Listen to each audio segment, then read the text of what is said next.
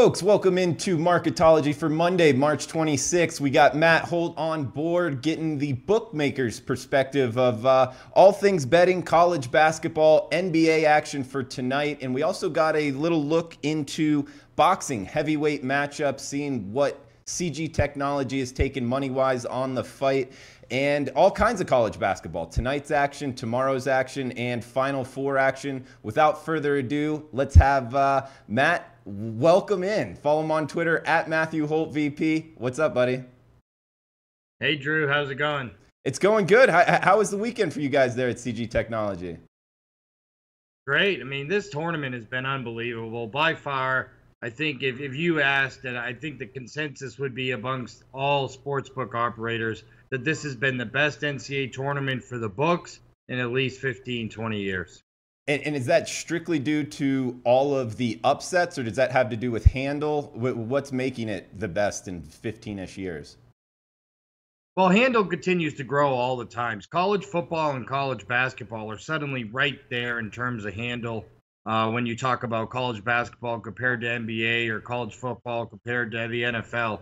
The collegiate sports that we've seen unbelievable exponential growth really in the last 10 to 15 years. So the handle itself continues to grow, but just the massive amount of crazy upsets this tournament certainly lended itself more to the bookmakers than it did to the bettor. Hey, Matt, in your personal opinion, because I find that interesting, is that due to kind of how the sports play out, either on the court or on the field, being more entertaining? Is that more money in the pockets of fans of college sports?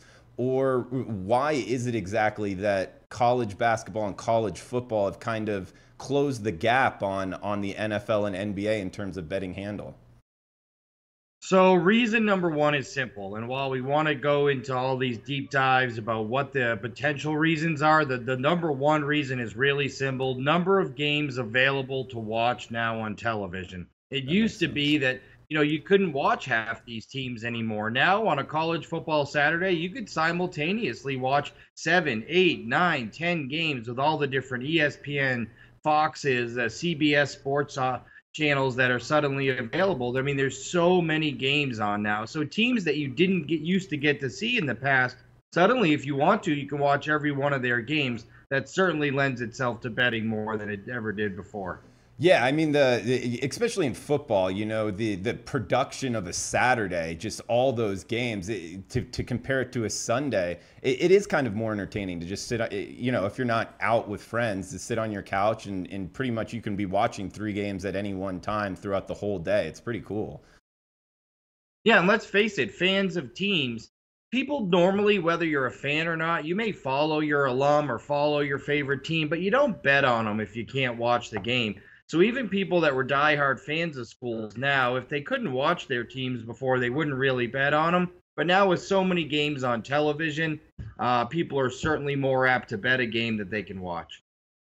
Well, Matt, we got I guess we'll try to keep it to 15 or 20 minutes here. We got a little NBA action, college basketball. We'll keep that for, I guess, the second half of the show. And guys, if you have any questions, feel free to chime in on the live chat. We'll get them out to Matt.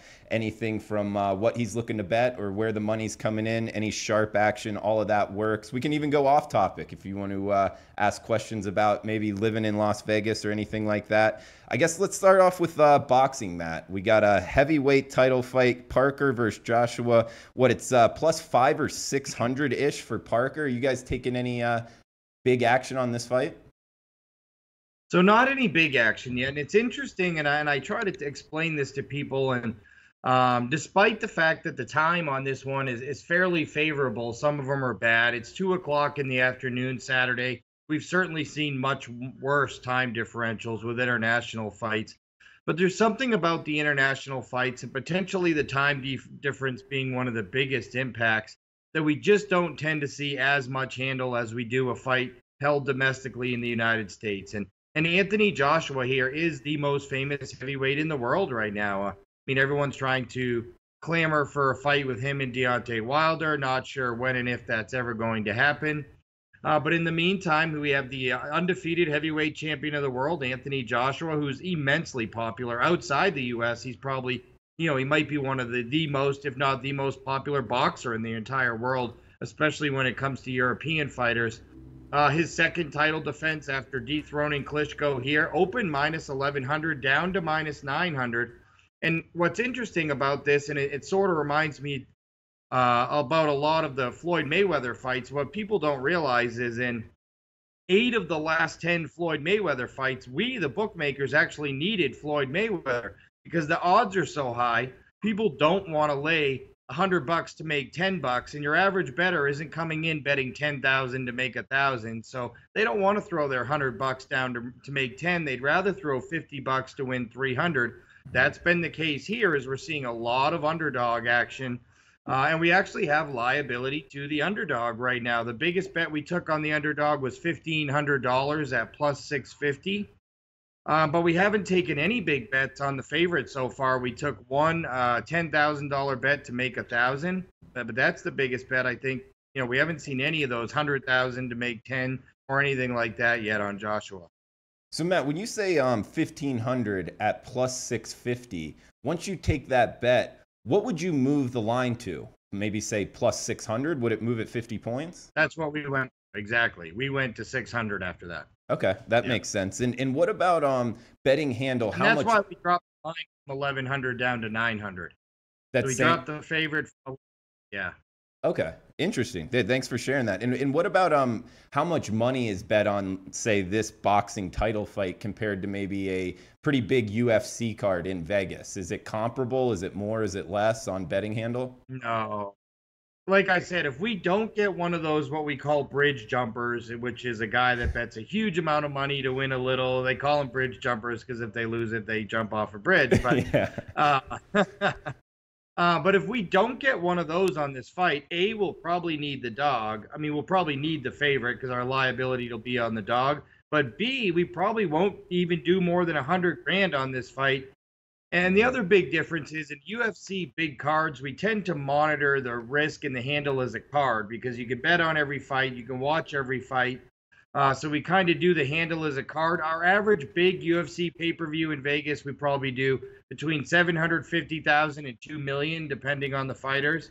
Where this fight here, I think, again, unless we get one of those huge bets, risking a ton of money to win a little, we'll probably be like in the 100,000 to 220, 240 range. Okay.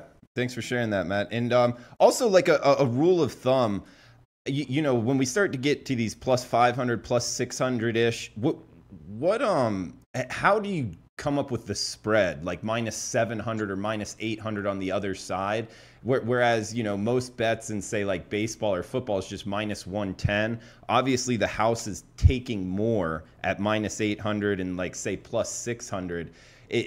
How do you go from maybe minus 110 to the difference in spread? Is there a rule of thumb when you get to plus 650, it just jumps to 200 spread? No, it's not some of it depends on the amount of liquidity in the marketplace. So a good example was the Floyd Mayweather Conor McGregor fight. Because there's so many bets coming in on that fight on both sides, you tend to make the spread smaller because you want to attract action. And at that point, you just want to keep writing bets and writing bets and writing bets on both sides because you earned those bets with your VIG, your built-in VIG you earned to those bets. On some of these smaller fights, and I'm not saying this is a small fight because it's going to sell out Wembley Arena or whatever arena in England, and it'll do big numbers over there, but it won't do big numbers over here. So we tend to make the spread a little bit bigger at first. And hey, look, if it's surprising and we do start writing a bunch of tickets on both sides, then we're happy to close that gap a little bit. Matt, we got a question here in the live chat. Better chance of happening first, Mayweather versus McGregor or CMP Punk in the octagon? Mayweather versus McGregor is more likely. If you ask which one does Floyd have a better chance of winning, it's obviously against CM Punk than it is Conor. But I think Conor versus Floyd has a better chance of actually happening because Floyd Mayweather isn't stepping into the octagon for 50 million, 60 million. He's only stepping into the octagon if he's going to make 200 million. And the only guy he can make that money against is Conor McGregor. All right, good stuff. Thanks for sharing all that information, Matt. I learned something there, man. Thank you. Hey, on to tonight's action. Let's talk NBA, Denver, Philly. You guys are having some liability there on the 76ers. You were kind of off market there for a lot of the morning. Where are you standing on Denver, Philly tonight? And let me look where we are now, but we're still off market and we still have pretty big liability to Philly. We took a few mid five-figure bets here on the 76ers tonight. And I'm not sure the situation here. I mean, there certainly isn't any motivational issues. As Denver right now sitting in the 9 seed, they certainly need a win. I know that you could make the case that Philly sitting in the 4 hole tied with Indiana certainly needs the win to keep that home court advantage in a 4-5 matchup and potentially to catch the Cleveland Cavaliers for the 3 seed. So I'm not sure there's any motivational edge here. Denver's been hot a little bit, winning 2 in a row, and again, fighting for that last playoff spot in the West.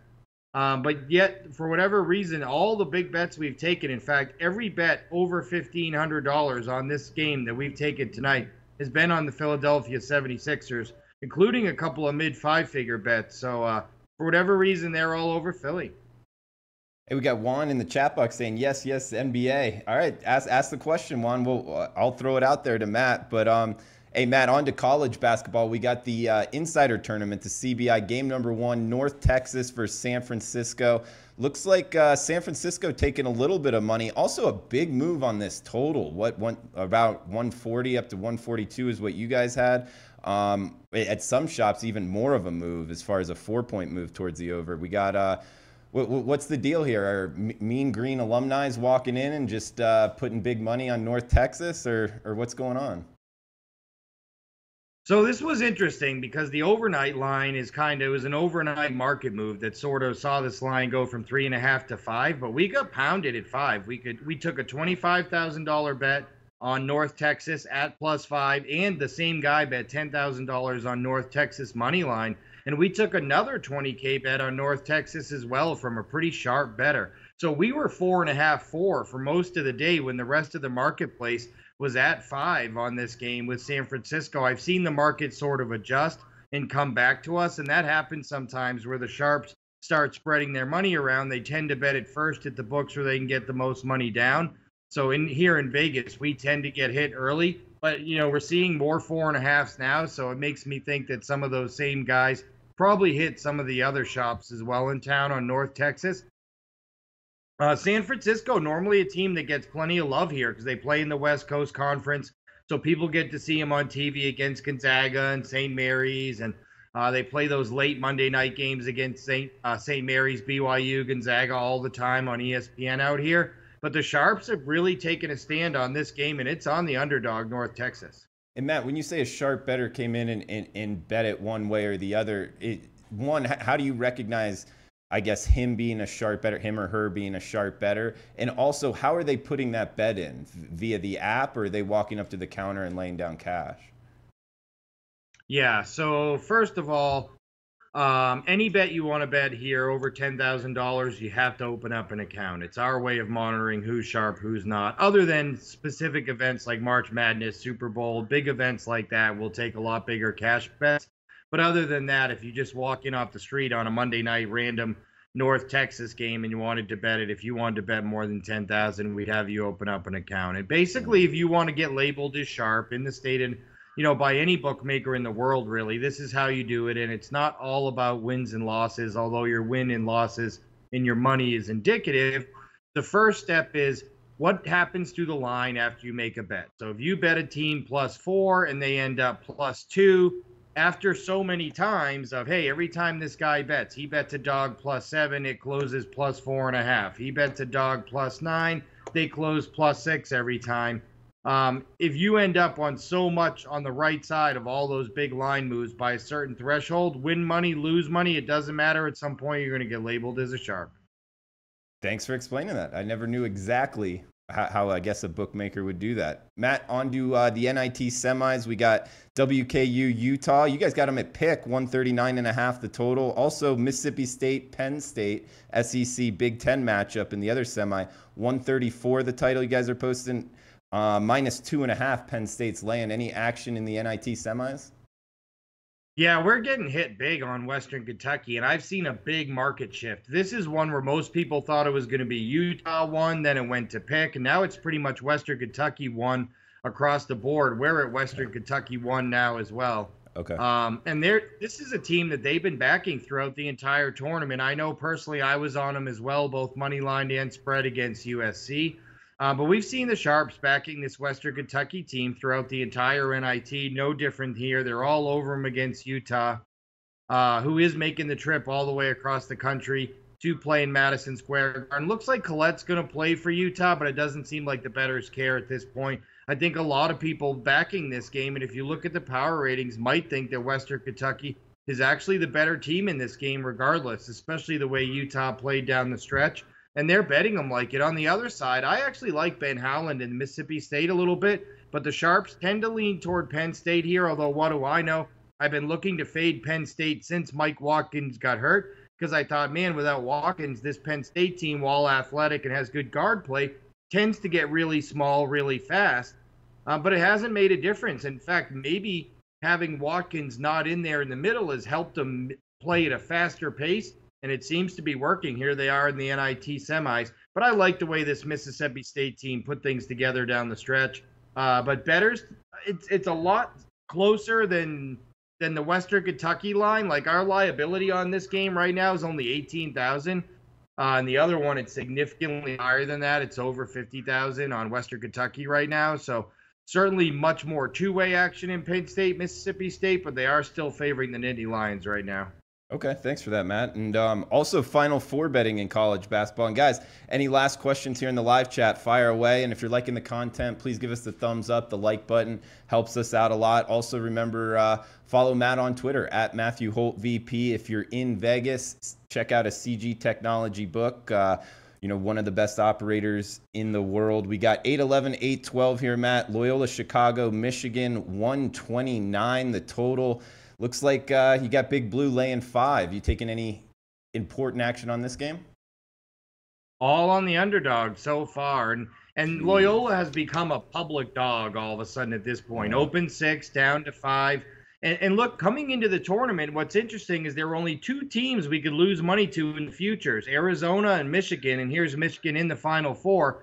Yet in some of that, I feel like some of this Loyola money might be people with some of those 40-1 Michigan tickets starting the hedging process here. It's always easier to hedge when you're hedging when you have the favorite side. So I think some of those Michigan tickets might be hedging. But look at Loyola has become the public darling. They're the public dog. People I don't know are people that don't know college basketball, that don't even make college basketball bets all year. Suddenly, do they not only want to bet Loyola, but they know Sister Jean and all this crazy stuff behind this. This team has a great story, and the public has grasped onto that story. And we're getting both, we're tending to get a lot of underdog money from the public on Loyola. And I'll tell you, the Sharps are split on this game. And when the line was 6 at the opener, the Sharps were doing nothing but taking the 6. So 5 feels like the right number because the Sharps have kind of stopped betting it at 5. But I could tell you at 6, it was all sharp action. And even at 5, we're still getting a lot of public love for the underdog Loyola. Matt, we got one more game. We also got a bunch of questions here filling in towards the end. BMOC asking a question. We'll get to it, Juan, with an NBA follow-up question. But I guess the later game, we got Kansas, Villanova, both teams. Man, this is going to be a good one. Villanova laying 5, 155, a higher pace game in this one. Any significant action in this one, Matt?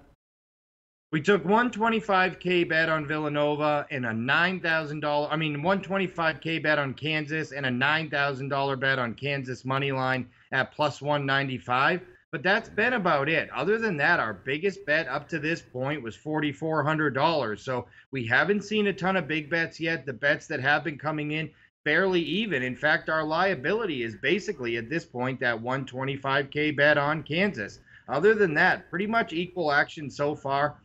It'll be interesting to see what happens with the public on this game. While Villanova has the better recent history, they won a national championship a couple years ago. Kansas is the blue blood brand here. I mean, this is a college basketball powerhouse for the last 25 years. So be interesting to see which side the public lands on here as we get closer to the weekend. Matt, we got Zorro in the live chat asking, any surprising MLB futures taking heavy action? I know you guys were first to market in that, right? Sure. So one of the interesting ones is we got crushed when we opened them early as far as people telling us that our Baltimore Orioles line was so far off. I think we opened 78.5 and they bet it all the way down to 72.5. Well, then they started watching the Orioles in spring training, and oh yeah, they do have a couple of guys who can pitch, and this lineup's still a pretty good lineup, and it went all the way back up from 72.5, all the way back up to 76.5 over minus 35. So yeah, and I know a couple of people actually that laid under 78.5 and took it back over 73.5. So interestingly enough, they got a pitcher in Cobb, and the other pitching staff looks all right. Baltimore is one of those ones where they bet him way under at first and then completely reversed trends on that and bet him over. Another one was the San Francisco Giants. We were taking nothing but overaction on the Giants. Giants to win the pennant, Giants to win the division, Giants to win the World Series. And then what happens? Madison Bumgarner gets hurt again, and now nobody wants anything to do with the Giants, and they're completely fading them. Giant season win totals under, everybody but the Giants to win that division. So kind of an interesting dynamic there is people don't tend to think that one player can have that much of an effect on baseball. Madison Bumgarner's just done that. In fact, you could generally equate that the 4-game season win total move was entirely equated to the Madison Bumgarner injury, and there's not a lot of players in Major League Baseball you could say are worth 4 wins to their team. Yeah, that's definitely a lot. We got SBR Forum asking a sleeper pick from you to win the World Series. Ooh, sleeper pick. Everyone's talking about the Houston Astros. They have the highest season win total in all of baseball, but there's 2 teams in that division that actually I think got a little better on paper this year. The LA Angels, who I think that's built into the line already, how much better they got. They were clear second place. Their season win total went all the way up to 87.5. But the team in that division who's not getting any love, the Seattle Mariners. Look, they're only supposed to be like 80.5 season wins, and they could certainly sneak up and maybe get second place or even win that division if their starting pitching's a little better. They have a great bullpen. The lineup hits the ball better than people realize. But a sleeper to actually win the World Series has to be the New York Mets if we're going to talk about teams 15-1 or higher. If that pitching staff stays healthy and puts together all the pieces, and they actually get the home run potential that they're supposed to get for a full season from Yoenis Cespedes, Jay Bruce, and co., the New York Mets could be a very dangerous sleeper team come this October. Yeah, I like that Mets pick with that rotation. A last question here. We got BMOC asking, will anyone that you know of or you guys yourselves there at CG Technology, Matt, be offering NCAA B 3-on-3 tourney odds? Have you heard about this tournament they're putting together? I don't know. Yeah, we'll have to look into it. We had that. I will say this. When Ice Cube did his little 3-on-3 tournament in the summer, we started hanging odds, including they had the semifinals and the championship game here, and we actually took pretty good action when the games were here in town. So, a lot of times at new events like that, we want to watch it a little first and make sure there is some legitimacy and credibility to it, and that it's actually not an athletic event. And rather than like a WWE scripted kind of let's have fun put on a show. So it's hard to say at this point. If you had asked me ahead of time, are we going to hang odds on the Ice Cube 3-on-3, I would have said no. But after watching it a little bit, you could tell that while all those guys were old, they were actually competing and trying to win, and eventually we did hang odds on them. Okay. Yeah, hopefully you do. That would be fun. BMOC asking if you just put him out for him, but that probably won't happen. Is there a kind of rule of thumb of how much action you aim to take in order to put out bets? So if you were going to do it and maybe get $100,000 of handle, you would do it, and under 100, maybe not do it? No, it has nothing to do with that. In fact, if you're a good customer, here's a good example. If you're a customer who walks in and says, look, I'd love to bet this 3-on-3 NCAA tourney. Can you guys hang it? And oh, by the way, I'm also going to bet $500 a piece on every baseball game on the board. That's not a lot of money, $500. Say there's 12 baseball games, you're going to bet $6,000. We'll probably let you also bet $500 on the NCAA tournament, the NCAA 3-on-3s. We're happy to put things up for customers who are also steadily playing other things at the same rate, Okay, so you kind of work with the customers if it's a good customer and maybe put something out for them. Sure. Okay, good stuff, Matt. Anything else you want to throw out there before we shut this down? We're gonna have a ton of props out for for the Final Four this weekend and Monday, so it should be an interesting weekend.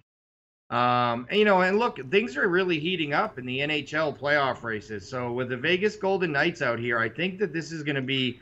I'm gonna end up doing a lot more hockey than I've done in a long time in the spring. Normally, we don't really do very much, but I'll tell you, hockey's on fire out here in the desert, and this could be the most interested that I am in a hockey playoffs in a long time. All right, Matt. Well, good stuff, man. And if you guys are in Vegas, make sure to check out a CG Technology book. Follow Matt on Twitter at Matthew Holt VP. Thanks for the time, Matt. Talk to you next week. Thanks, Drew. Best of luck to everybody. Take care.